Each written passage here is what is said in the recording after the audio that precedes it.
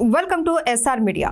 నంద్యాలలోని corporate STR school యాజమాన్యం నిర్వాకం, దాపరికం విద్యార్థులకు తప్పిన పెను ప్రమాదం గురించి అందరికీ తెలిసిన విషయమే.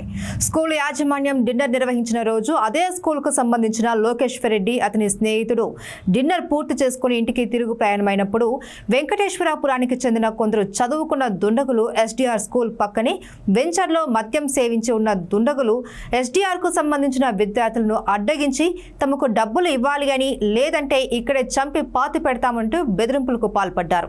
కేవలం బెదిరింపులే కాదు, అంతటి పని చేశారు. విద్యార్థిని చచ్చే విధంగా విచక్షణ రహితంగా దాడి చేసి లోకేశ్వర్ రెడ్డి గుండెలపైన ఇద్దరు దుండగులు కూర్చొని తనపైన తీవ్రంగా దాడి చేశారు. వారికి సంబంధించిన వారి వద్ద ఉన్న 2 2 వీలర్ వాహనాలు, అలాగే తాళాలు తీసుకొని వాహనాలు తమ వద్ద ఉంచుకున్నారు వారు. లోకేశ్వర్ రెడ్డి ఆ దెబ్బలకు తాళలేక స్పృహ తప్పిపోయాడు. అయినప్పటికీ కూడా ఆ దుండగులు కనికరం చూపించక చచ్చేంత వరకు కాళ్లతో చేతులతో తంతూనే ఉన్నారు. కంకర రాళ్లపై ఈడ్చుకు వెళ్తున్నారు. వాళ్ళని ఆపే ధైర్యం లోకేశ్వర్ రెడ్డికి సంబంధించిన కొంతమంది స్నేహితులు చేసినప్పటికీ, కాళ్ళు మొక్కినప్పటికీ ఫలితం మాత్రం శూన్యం.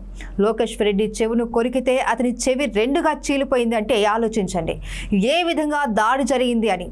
ఒకవేళ లోకేశ్వర్ రెడ్డి చనిపోతే వాళ్ళ తల్లిదండ్రులకు కలిగే కడుపు కోత, ఆత్మఘోష ఎవరు చూడాలి, ఎవరు వినాలి? ఏ ప్రభుత్వాలు ఆదుకోవాలి? అయినా ఆ బాధ తీరుతుందా? ఇప్పటికీ బాధితునికి పోలీసులు బాసటగా నిలుస్తారా? అతనికి న్యాయం చేస్తారా? లేదంటే దాడి చేసిన ఆగంతకులు రాజకీయ నాయకుల అండదండలతో పోలీస్ బాస్లకు ఆంక్షలు విధిస్తారా అనేది ప్రశ్నార్థకం. కేవలం పుస్తకాలకు, పత్రికలకు పరిమితమైన న్యాయం నిజంగా బాధిత పక్షాన ఇదే న్యాయం నిలుస్తుందా అంటే ప్రశ్నే. వీటన్నింటికీ కాలమే సమాధానం చెబుతుంది అని గతంలో నుండి నేటి వరకు, వర్తమానం వరకు కూడా ఆశావహులు దృక్పథ న్యాయం గెలుస్తుందా, నిలుస్తుందా అని ఎదురు చూస్తూనే ఉన్నారు. మరి రాజకీయ నాయకుల అడుగులకు మడుగులు ఎత్తుతుందా? వేచి చూడాల్సిన సమయం ఇది.